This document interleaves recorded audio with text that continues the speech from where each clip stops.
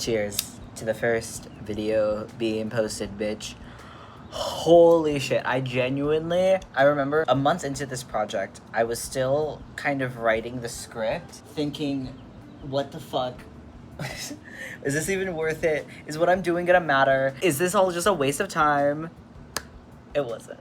Reconstructing my relationship with food has definitely helped me in the long run, like I can already tell. Recently, I think because of all of this political turmoil that's been happening, the administrative violence that we've been facing more recently with ICE, how they're treating the people of Minneapolis, targeting a lot of places in LA. They've been targeting LA. I've witnessed that. I live in the center of downtown, like near City Hall. Sorry, I thought I heard a siren. I wouldn't be surprised. At one point or another, there's gonna be a siren going on or something like that, like a fucking helicopter. So I'm like both in it and then also around it. No matter where I look, it's just right in front of my fucking face. It's stressful, and what I would have done is emotionally eat, because feeling that sense of fullness, that sense of security, like grounding weight, you know what I mean? That like, hey, I'm safe, I'm secure, I'm here. With food and just stuffing myself until I just don't feel anything anymore. I would have done that, honestly, by now. But because I've literally taken 2 months of my life focusing about my relationship with food, I shouldn't gravitate the entirety of like my intention in my life towards food as an avenue of support, as an avenue of hoping. I'm now making more conscious decisions, more intentional decisions of stopping myself before I end up relapsing on old patterns of behavior, gorging myself basically, and it's helped a lot. Just now, I was about to literally make myself a yoga roll, even though I had an insanely huge fucking lunch. I went to Pine and Crane actually in downtown. Since turning 21, I've been going out of my way to just go to public spaces, just going to spaces. I wish that meant not going to places where it's like you had to kind of pay in order to be there, you know what I mean? Like bars or restaurants and things like that. But that's kind of what we're working with, and I think I just need to do more research on like where there are like more community spaces where it's like you're not pressured to pay for anything, you know what I mean? But I went to Pine and Crane for lunch, and I got fucking pig ear salad. By the way, here's a time lapse or whatever of like what it looked like, because I was just so amazed, just starstruck with how beautiful the textures and the lines and the fucking like the slices were, like so glossy. Just like the whiteness of it, dude. Like it just reminded me of like pork belly, but if it was just more defined. And I was like, bitch, I have to draw this. I have to draw this while I eat. I also ordered Taiwanese sticky rice. I didn't know, by the way, that the pig ear salad was gonna be so fucking big, and the Taiwanese fucking sticky rice so goddamn small. So I'm really glad I got both of them, because I guarantee if I only ordered one or the other, I would have not been satisfied. Really good fucking lunch. But afterwards, I saw that there was just like a lot of police activity in downtown. Like tensions were really high in that area, probably because police officers want to divert everyone's attention from ICE raiders going into places like the fashion district, which is pretty close to where that Pine and Crane is. Part of me was like, I need to get something to eat, because I can't focus on this for too long, or else I'm going to end up crying. I stopped myself. I did end up getting like one of those yogurt cups or whatever from like a convenience store nearby, but I didn't end up eating it. I'm like saving it for later. I also need to practice kind of letting my stomach rest. If you're just kind of constantly stuffing it down with food, it's never actually taking any time to just like breathe, you know what I mean? I really am so grateful for that video, and just how it's helped me get more vulnerable and more in touch with myself. So now I can move on to my next project, which originally was going to be about substances, but things have kind of changed. I'm going to make it more about atmosphere, about how administrative violence isn't just an object, like a thing. It's also like a feeling. Racism and discrimination is a feeling that so hard to describe. That's kind of the most insidious thing about it within this realm of objectivity and like rationalization, how the state rationalizes its violence towards certain citizens, taking out the garbage, as Trump would fucking say, how that kind of deters us from putting any attention towards the dehumanization and the misplacement of our own fucking people, of immigrants, of indigenous peoples. I'm reading a book, I finished it actually on February 1st, called Deviant Matters: Ferment, Intoxicants, Jelly, Rot, by Kyla Wazana Tompkins. I think that's how you pronounce her name. By the way, phenomenal fucking author. Like, she is genuinely my fucking hero, dude. Oh my god. I'm gonna go more in depth about her and her work, and specifically Deviant Matters, during this atmospheric video. But I'm filming this because I need to remind myself like what did and didn't work when I was reconstructing my relationship with food.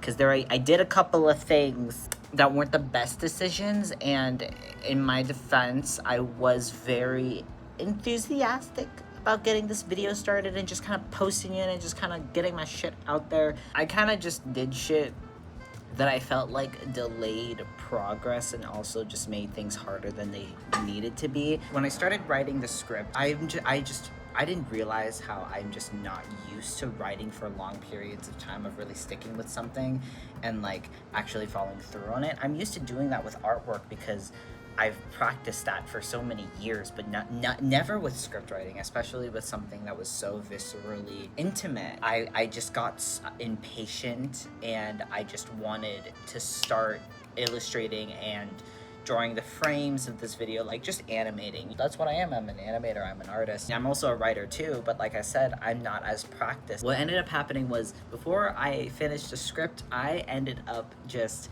starting the frames, and if you saw the video, you would know that most of that animation is literally like kind of caption formatting, playing with words and how they interact with the empty space that they're in, like how they take up space or how they divert their energy towards certain sections of the frame, if that makes sense. So I was playing around with that.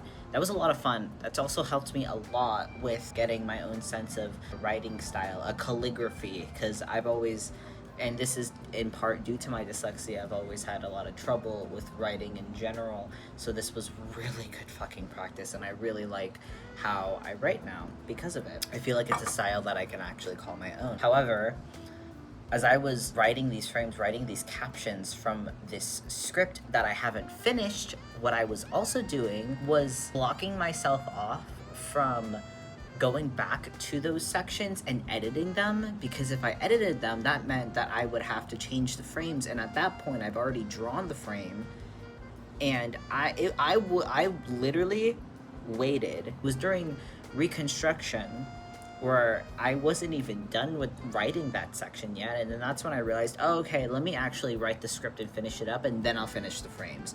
So I kind of did it in a weird order. I started off actually doing this shit like how it's kind of supposed to be done, and then I just got impatient and I jumped forward. Don't do that, Seiko, please.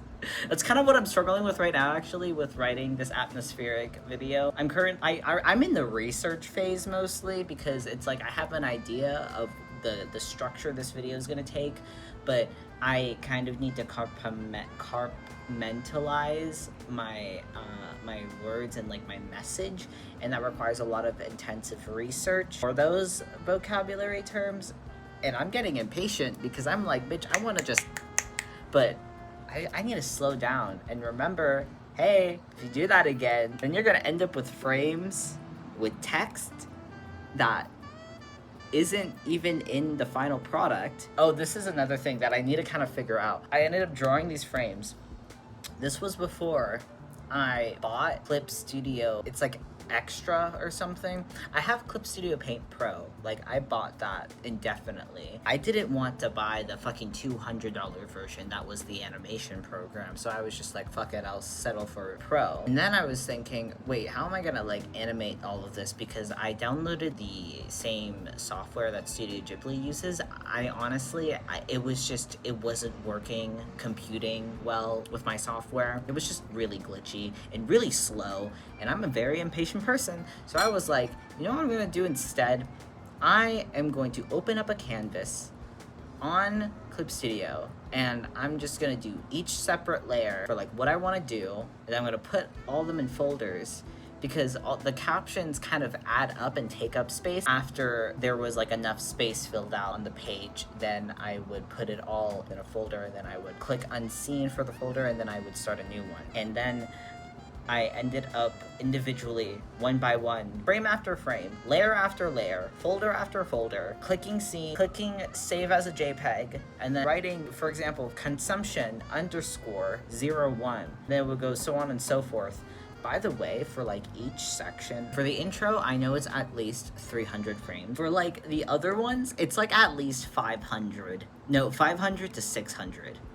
So let's do the math on that. 500, 1,000, 1,500, probably 1,800 to 2,000 frames drawn individually. And then I did that same practice, that same click save into this folder, like basically 2,000 times, I want to say. What the fuck? Because now I have an iPad, I bought Clip Studio, the next level version, the animation version of Clip Studio Paint. I'm gonna see how I can kind of incorporate that. I'm gonna try to use it as best I can. It's probably gonna be a pretty easy process to learn, but hopefully that'll be better than individually saving each frame into my Google Drive that at this point, oh my god, the storage on that thing must be just overridden, overflown with just JPEGs.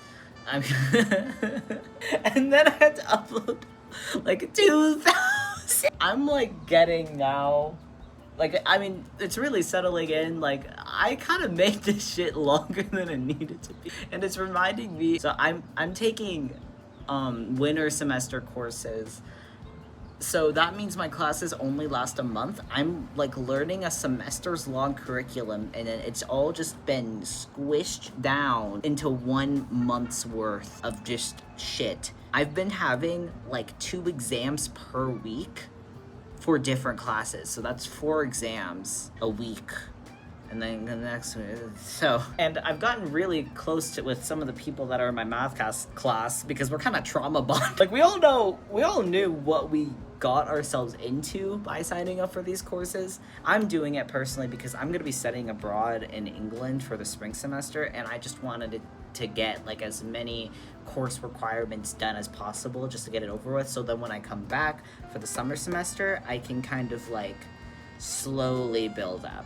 You know what I mean? Like right now it's like amping up, and then once I go study abroad for my spring semester, it's just gonna kind of be like, and then I come back and it's like, in terms of workload. To the people that I'm trauma bonding with in this math class, we were kind of talking about, most of us kind of tend to go the long way instead of like the short, quick, easy way, you know what I mean? For example, writing out the formulas for whatever question we need it for, even though it's like we have the formula written down on another piece of paper. But for me personally, it's like, well, if I don't write it down on the paper that I need to use it for, I'm gonna forget the formula. And I'm a visual person. I need, and also like just a hands-on person, so I needed to like physically write that shit down. We just do a lot of that shit to kind of confirm to us like, okay, this is the process, this is the step-by-step. It's honestly the same thing with me for like every other part of my life. If I'm not doing something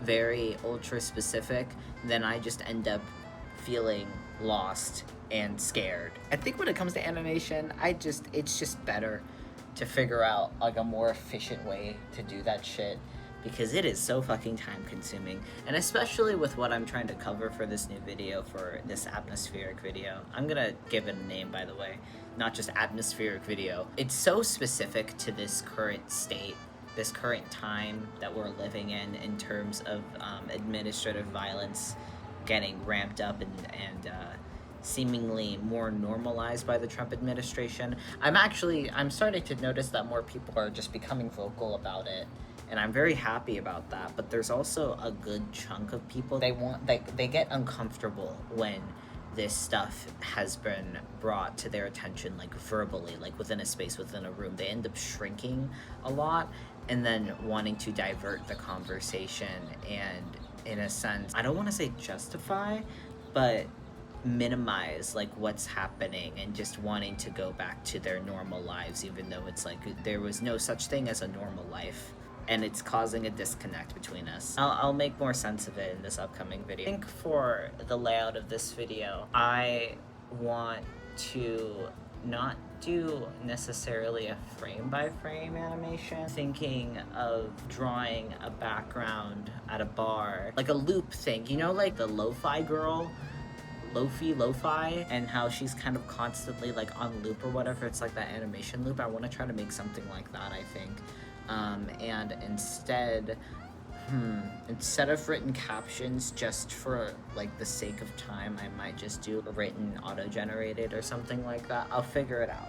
We'll figure it out when we get there, but I still do want to play with space and colors and just kind of overall feel of it, because I do know I need to get better at illustrating backgrounds and textures and feeling and just overall vibe. I would say I'm pretty good right now, for now, with drawing people, although I do want to end up circling back to that, because I want to draw people more viscerally. I want to like kind of push the limits of like what we can perceive and then therefore project onto artwork through just kind of playing around with the human form and all that good shit. That was it. That was the update. You have a really good fucking day.